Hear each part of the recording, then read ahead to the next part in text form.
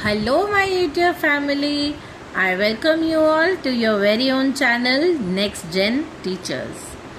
हम कर रहे हैं B.Ed फर्स्ट ईयर की तैयारी, paper 3 learning and teaching.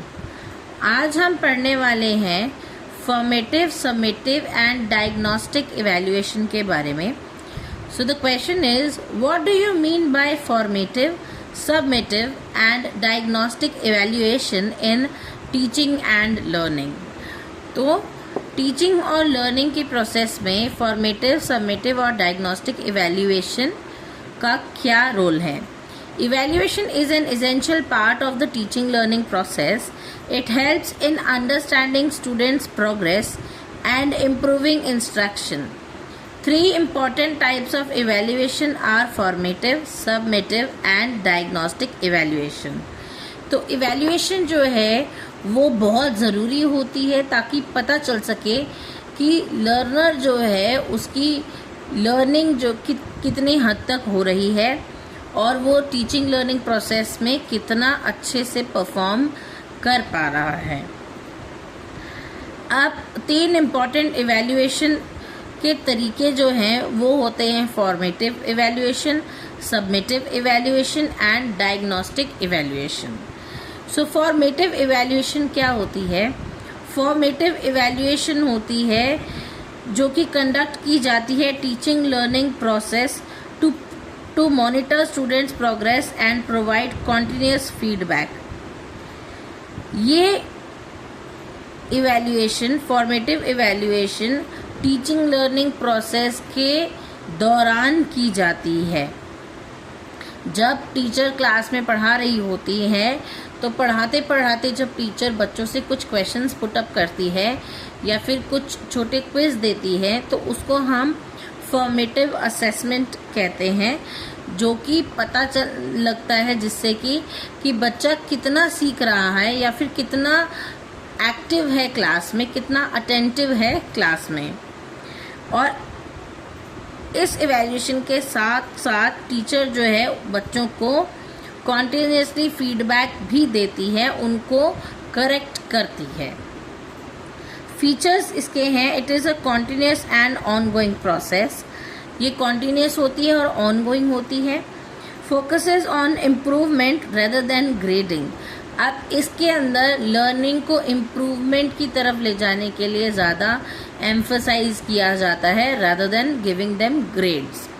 It helps identifying learning difficulties at an early stage। तो टीचर जो है अर्ली स्टेज पे ही पता कर लेती है कि बच्चों को क्या चीज़ और किस तरीके से लर्न करने में प्रॉब्लम फेस हो रही है, तो वो बच्चों को जो है दूसरे मेथड से पढ़ाने की कोशिश करती है और उनको उसी समय जो है करेक्ट करके उनकी नॉलेज को बढ़ाने की कोशिश करती है। नेक्स्ट है, इसका जो पर्पस है वो क्या होता है? Its purpose is to improve teaching methods. Teacher उसी समय बच्चों की लर्निंग प्रोसेस को देख करके पता लगा लेती है कि क्या उनको अपने टीचिंग मेथड्स को इम्प्रूव करने की ज़रूरत है, क्या उन्हें टीचिंग मेथड्स चेंज करके पढ़ाने की ज़रूरत है। To provide feedback to students. अब इसके अंदर क्या है, बच्चों को टाइम टू टाइम फीडबैक्स दिए जाते हैं ताकि बच्चों को पता रहे कि वो कहाँ सही कर रहे हैं और कहाँ गलत कर रहे हैं। It is to guide learning and development. अब बच्चों की लर्निंग और उनकी डेवलपमेंट को प्रॉपर तरीके से गाइड करने के लिए भी फॉर्मेटिव असेसमेंट की जाती है। For example class test, quiz, assessment, assignments, oral questioning और क्लासरूम एक्टिविटीज़। तो टीचर जो है पढ़ाते पढ़ाते बच्चों को कुछ क्वेश्चंस पूछती हैं, उनसे क्विज करती हैं या फिर क्लासरूम में कोई ऐसी एक्टिविटीज़ कराती हैं जिससे कि टीचर ये असेस कर पाती है कि बच्चों को कितना समझ आ रहा है। और अगर उन्हें कुछ नहीं समझ आ रहा है तो टीचर अपने टीचिंग का मेथड बदलती हैं या फिर बच्चों के जो डाउट्स होते हैं उन्हें क्लियर करती हैं। और बच्चे अगर कुछ गलत सीख रहे हैं, अगर उन्हें कुछ नहीं समझ आ रहा और वो कोई गलती कर रहे हैं तो टीचर उनको करेक्ट करती है वहीं पर उसी समय। नाउ सबमेटिव इवैल्यूएशन जो है वो कंडक्ट की जाती है at the end of a course और टर्म और unit to measure overall achievement. Summative evaluation होती है बिल्कुल एंड में, या तो पूरी यूनिट ख़त्म हो जाए, या तो पूरा टर्म ख़त्म हो जाए, या फिर पूरा कोर्स जो है वो ख़त्म हो जाता है, तब एक एग्ज़ाम लिया जाता है और ये पता लगाया जाता है कि बच्चे को कितना समझ आया और वो कितना याद कर पाया। इसके फीचर्स हैं, it conducted after completion of instruction, यानी कि सारी इंस्ट्रक्शंस देने के बाद में बिल्कुल लास्ट में जो है ये एग्ज़ाम कंडक्ट कराया जाता है। It focuses on final results and grading. इस असेसमेंट में यानी कि सबमेटिव इवैल्यूएशन में जो है इसका फोकस रहता है कि फाइनल रिजल्ट बना के दिया जा सके, इसको जो है इवैल्यूएट करके, या फिर ग्रेडिंग दी जा सके और ये बताया जा सके ग्रेडिंग के द्वारा कि बच्चे ने कितनी लर्निंग की है। It provides a summary of learning. तो सबमेटिव असेसमेंट में जो है लर्निंग की समरी प्रोवाइड की जाती है। इसका पर्पस होता है टू असाइन ग्रेड्स और मार्क्स। तो बच्चों को मार्क्स और ग्रेड देना, यानी कि इस एग्ज़ाम से पता चलता है कि बच्चा 100% में से कितने परसेंट तक जो है नई नई चीज़ें सीखा है, टीचर ने जो टॉपिक पढ़ाया था उसमें उसकी कितनी लर्निंग हुई है। टू डिटरमिन प्रमोशन और सर्टिफिकेशन, बच्चे को अगली क्लास में भेजना है या फिर नहीं, ये डिपेंड करता है उसके सबमेटिव इवैल्यूएशन के ऊपर और उसमें दिए गए ग्रेड्स के ऊपर। नेक्स्ट है to evaluate overall effectiveness of teaching. Teaching की जितनी भी इफेक्टिवनेस है बच्चे पर, वो इवैल्यूएट करने के लिए सबमेटिव असेसमेंट की जाती है। For example final exams, board exams and term and tests. तो या तो फाइनल एग्ज़ाम लिए जाते हैं, बोर्ड एग्ज़ाम्स हो गए, या फिर टर्म एंड, जो कि टर्म के बिल्कुल लास्ट में जो टेस्ट लिए जाते हैं उन्हें हम टर्म एंड टेस्ट कहते हैं, जिसे हम सबमेटिव इवैल्यूएशन भी कहते हैं। डायग्नोस्टिक इवैल्यूएशन, अब ये तीसरे तरीके की इवैल्यूएशन है। Diagnostic evaluation is used to identify students strengths and weaknesses and the causes of learning difficulties.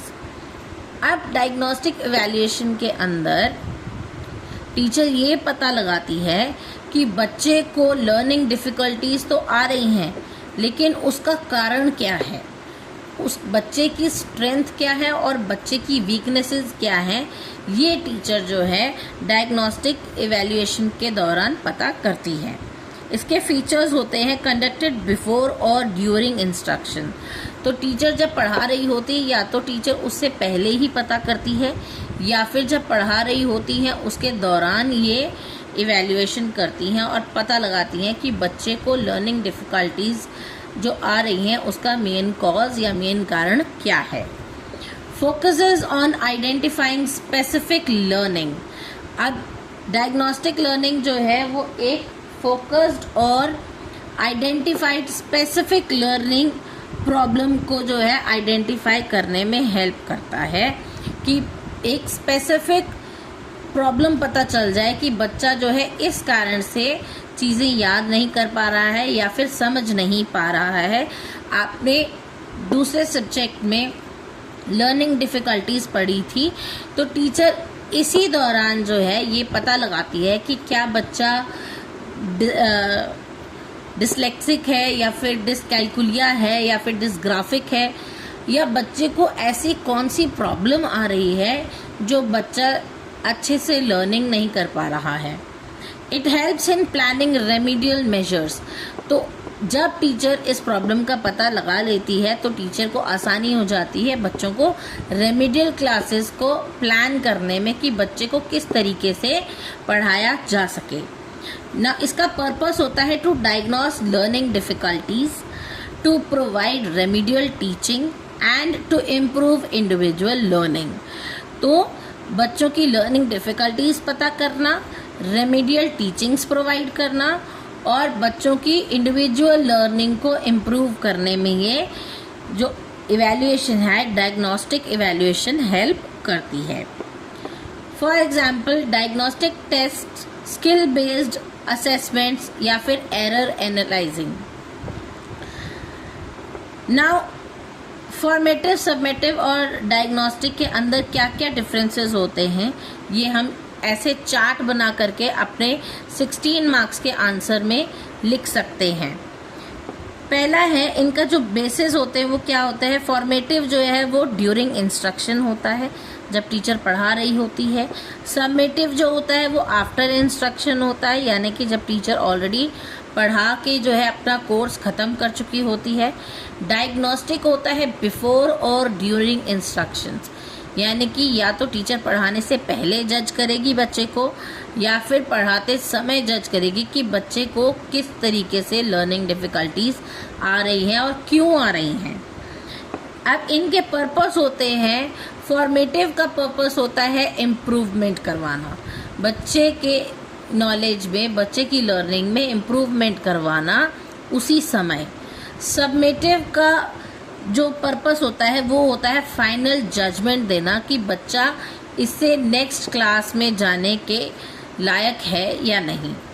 और डायग्नोस्टिक होता है आइडेंटिफाई डिफ़िकल्टीज़ कि एक्चुअली में जो है बच्चा चीज़ों को याद अच्छे से क्यों नहीं कर पा रहा है, क्यों नहीं समझ पा रहा है, उसको डायग्नोस करने में।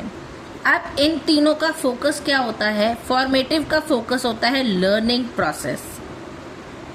फॉर्मेटिव लर्निंग प्रोसेस के दौरान जो है वो फॉर्मेटिव असेसमेंट होती है या फिर फॉर्मेटिव इवैल्यूएशन होती है। सबमेटिव जो है वो लर्निंग आउटकम देखता है कि बच्चे ने कितना याद किया। डायग्नोस्टिक होता है लर्निंग प्रॉब्लम्स को देखना कि बच्चे को लर्निंग प्रॉब्लम्स आ क्या रही हैं और क्यों आ रही हैं। फॉर्मेटिव का जो नेचर होता है वो होता है कॉन्टीन्यूस, जब टीचर पढ़ा रही है उसी समय कॉन्टीन्यूसली जो है टीचर असेस करती रहेगी बच्चे को, इवैल्यूएट करती रहेगी बच्चे को कि बच्चा किस तरीके से कितना सीख रहा है। सबमेटिव के अंदर पीरियोडिक होता है कि कुछ समय टीचर ने पढ़ाया और उसके बाद में टीचर ने एग्ज़ाम कंडक्ट किया, ये देखने के लिए कि बच्चे को जितना पढ़ाया गया है उसमें से कितना बच्चे को समझ में आया। डायग्नोस्टिक होता है स्पेसिफिक और डिटेल्ड कि टीचर को ये पता चल सके कि बच्चे को जितना पढ़ाया गया है क्या उसे उतना आता है, और अगर नहीं आता है तो उसका क्या कारण है।